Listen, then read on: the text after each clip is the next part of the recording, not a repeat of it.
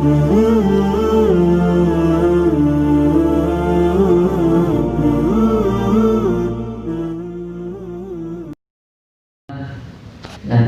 ونستعينه ونستغفره ونعوذ بالله من شرور أنفسنا ومن سيئات أعمالنا من يهده الله فلا مضل له ومن يضلل فلن تجد له وليا مرشدا أشهد أن لا إله إلا الله وحده لا شريك له وأشهد أن سيدنا محمدا عبده ورسوله لا نبي بعده اللهم صل وسلم وبارك وكرم وعظم على حبيبنا وشفيعنا وقرة أعيننا سيدنا ومولانا محمد وعلى آله وأصحابه ومن تبعه ونصره إلى يوم الدين. أما بعد فيا عباد الله اتقوا الله اتقوا الله اتقوا الله. وقوله تعالى في كتابه الكريم أعوذ بالله من الشيطان الرجيم وتزودوا فإن خير الزاد التقوى واتقون يا أولي الألباب. Hadirin yang dimuliakan Allah, puji syukur kehadirat Allah Subhanahu wa taala. Siang hari ini dan masih diberikan oleh Allah Subhanahu wa taala kesehatan lahir dan batin, sehingga kita bisa melangkahkan kaki kita untuk berzikir, bertafakkur, beribadah kepada Allah Subhanahu wa taala. Hadirin jamaah salat Jumat yang dimuliakan Allah, sebelum memulai khutbah singkat ini, khatib berwasiat khotib pribadi yang hina miskin dhaif ini maupun kepada para jamaah sekalian, mari kita meningkatkan kualitas iman dan takwa kita kepada Allah Subhanahu wa taala. Karena apa? Karena sebaik-baik bekal adalah takwa. Hadirin yang dimuliakan Allah, Allah Subhanahu wa taala berfirman dalam surah Ali Imran ayat 92. A'udzu billahi minasyaitonir rajim. Lan tanalul birra hatta tunfiqu mimma tuhibbun. Shadaqallahul azim. Artinya, kamu sekali-kali tidak akan memperoleh satu kebajikan yang sempurna sampai kamu menafkahkan, menginfakkan atau mewakafkan harta yang paling kamu cintai. Hadirin yang dimuliakan Allah, asbabun nuzul dari firman Allah ini, satu waktu Abu Talha, beliau merupakan seorang sahabat Ansor yang kaya di Madinah. Dia mendengar firman Allah ini, lalu dia berkata kepada baginda Rasulullah SAW, "Wahai Rasulullah, Allah Subhanahu wa taala berfirman, kamu sekali-kali tidak akan memperoleh satu kebajikan yang sempurna sampai kamu mewakafkan apa yang paling kamu cintai."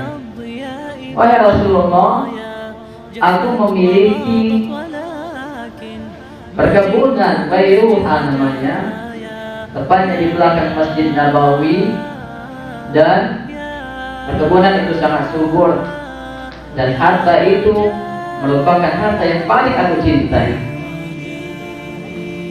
Lalu apa yang bisa aku lakukan agar aku bisa memperoleh kebajikan dan simpanan dari sisi Allah Subhanahu wa taala? Lalu Rasulullah SAW berkata, "Wahai Abu Talha, silakan kamu infakkan harta itu, kamu bagi-bagikan kepada kaum kerabatmu."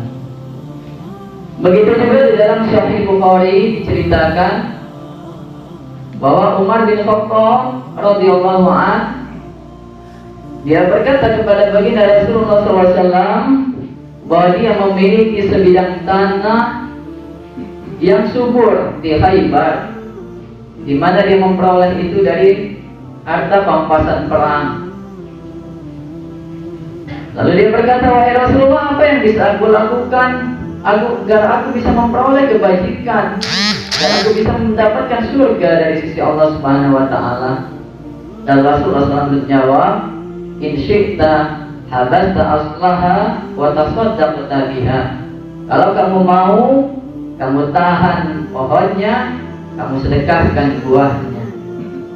Hadirin jamaah salat Jumat yang dimuliakan Allah, para sahabat Nabi, mereka berlomba-lomba dalam mengejar kebajikan. Jika firman Allah turun memerintahkan mereka untuk menginfakkan, mewakafkan harta yang mereka cintai, maka mereka berlomba-lomba untuk mengerjakannya. Begitu juga diceritakan sahabat Utsman bin Affan, ketika pada saat itu di Madinah, kaum muslimin ketika ingin mengambil air, mereka harus membayar. Ada sumur dikuasai oleh orang Yahudi, mana kaum muslimin kalau dia mau memanfaatkan air itu, mau memakai air, dia harus bayar. Lalu para sahabat kumpul oleh baginda Rasulullah SAW. Kemudian siapa di antara para sahabat yang ingin mendapatkan ganjaran surga dari Allah Subhanahu wa taala? Kemudian Utsman bin Affan, dia mengangkat tangan dan dia membebaskan sumur itu, ya, untuk kepentingan kaum muslimin. Yang sampai hari ini kita mendengar sebuah berita viral, masih ada rekening atas nama Utsman bin Affan yang berasal dari sumur yang dia bebaskan. Dari sumur itu kemudian jadi perairan, jadi kebun kurma, dan sekarang sedang dibangun tower, ya, satu apartemen atas nama sahabat Utsman bin Affan radhiyallahu anhu. Hadirin yang dimuliakan Allah Subhanahu wa taala, sistem keuangan Islam ada yang kita kenal dengan riswah, zakat, infak, sedekah, dan wakaf. Zakat fungsinya adalah menyelamatkan orang-orang fakir miskin agar mereka tidak sampai mati kelaparan. Oleh sebab itu, ada harta orang-orang kaya diperintahkan oleh Allah Subhanahu wa taala untuk menyisihkan sebagian hartanya, ya, untuk berzakat. Sebetulnya kepentingannya adalah untuk mensucikan harta kaum agniya itu sendiri, orang-orang kaya, agar hartanya berkah, hartanya dia selamat, dia harus berzakat. Maka batas kepikiran seorang muslim adalah zakat. Ada lagi yang namanya infak. Infak, kalau kita baca di surat Al-Baqarah yang 215, yas'alunaka madza yunfiqun. Mereka bertanya kepadamu, kepada siapa mereka infak? Kemudian dijawab di ayat itu, qul ma anfaqtum min khairin, katakan apa yang kamu infakkan dari kebajikan itu, falil walidain, pertama untuk orang tua, wal aqrabin, untuk kaum kerabat, wal yatama, untuk para anak yatim, wal masakin. Qul ma anfaqtum min khairin falil walidaini wal aqrabin wal yatama wal masakin wal ibnis sabil dan ibnis sabil. Hadirin yang dimuliakan Allah Subhanahu wa taala, oleh sebab itu orang tua tidak masuk kategori mustahik zakat. Begitu juga anak-anak yatim tidak termasuk kategori yang harus dizakati. Kenapa? Karena zakat ada haul dan ada nisabnya. Sedangkan orang tua itu masuk kategori orang yang dinafkahi. Kenapa? Setiap hari dia memiliki kebutuhan. Sebab itu seorang anak tidak boleh dia memberikan zakat kepada orang tuanya, tapi dia wajib berinfak, menafkahi kedua orang tuanya. Begitu juga anak-anak yatim, tidak mereka itu harus menerima dana zakat setahun sekali. Bagaimana mereka bisa hidup kalau mereka hanya menunggu saat Ramadan tiba, ya, selepas Ramadan mereka tidak ada lagi yang menjamin kehidupannya. Oleh sebab itu dia masuk kategori infak, nafkah. Anak-anak yatim harus dinafkahi. Maka kalau ada orang-orang yang ada di sekitarnya, ada anak yatim, kemudian dia mati kelaparan, maka mereka memiliki dosa jariyah, mereka berdosa secara lingkungannya. Hadirin yang dimuliakan Allah. Nah, yang berikutnya adalah wakaf. Kalau dulu para sahabat namanya wakaf adalah aset, ya. Kalau sekarang didegradasikan definisi wakaf itu menjadi 3M. Wakaf makam, masjid, madrasah. Oleh sebab itu kalau kita melihat wakaf itu banyak sekali, ya, tentunya wakaf tanah, lahan-lahan yang tidur, tidak diberdayakan, tidak dimanfaatkan. Oleh sebab itu setelah terbit Undang-Undang Wakaf nomor 2000 tahun 2004, maka terbukalah keran namanya wakaf atau wakaf uang. Ya, Fatwa MUI membolehkan kita berwakaf uang, wakaf tunai. Agar apa? Tanah-tanah yang tadinya tidak produktif kemudian bisa menjadi produktif. Dan kalau di zaman Nabi, para sahabat mereka kalau disebut wakaf adalah produktif. Wakaf sumur, wakaf kebun, wakaf tower. Sampai hari ini kalau kita menyaksikan misalnya, ya, di Arab Saudi ada tower Zam-Zam. Kaum muslimin kalau mereka haji dan umroh, ya, ingin menginap di hotel bintang 5, itu ada namanya Hotel Zam-Zam, Grand Zam-Zam. Ada jam di atasnya dan di bawahnya ada tulisan Waqaf lillahi ta'ala Al-Malik Abdul Aziz. Itu adalah harta wakaf. Begitu ada juga Bank Rojahi, ya, dan banyak sekali, ya, aset-aset tower, imarah, termasuk juga masih ada sampai hari ini wakaf Mas Agus Abdul Hamid bin Mas Agus Mahmud atau Kiai Marokan, yang tadinya kedai kopi, karena dia tanahnya masih di daerah Syamiyah, di dekat Masjidil Haram, kemudian perluasan Masjidil Haram yang dikenal sekarang Haram Jadid, maka dia karena statusnya harta wakaf maka diganti, ya. Karena wakaf tidak boleh habis air, tidak boleh habis zat. Kalau dia misalnya, ya, dirobohkan bangunan itu, tanahnya, bangunannya harus sama persis dibangunkan di tempat yang lain. Sebab itu kalau wakaf artinya al-habsu, menang, dia sudah tertahan menjadi milik Allah Subhanahu wa taala.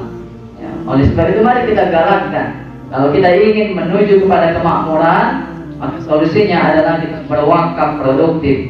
Tanah yang tadinya tidak produktif menjadi produktif. Masjid di pinggir jalan, dia bisa bangun ruko, dia bisa bangun, ya, untuk gedung pertemuan, bisa kita manfaatkan. Dan ketika itu, kalau kita bisa membangun aset kekuatan Islam ini berjamaah luar biasa. Yang selama ini kita lemah, tidak berdaya. Kenapa? Kita dalam soal sholat, ibadah kita berjamaah, tapi soal urusan ekonomi kita tidak berjamaah. Alih-alih kita berjamaah soal politik, karena politik sangat ditentukan oleh kekuatan ekonomi. Mudah-mudahan kita semua bisa mengkaji, menelaah sistem keuangan Islam sehingga betul-betul kita betul-betul masuklah ke dalam Islam secara sempurna, secara menyeluruh. Kita bisa mengkaji seperti di Universitas Al-Azhar Kairo, umurnya sudah 1000 tahun, sampai hari ini dia bisa eksis, dia bisa memberikan beasiswa pada ribuan mahasiswa yang ingin belajar ke sana.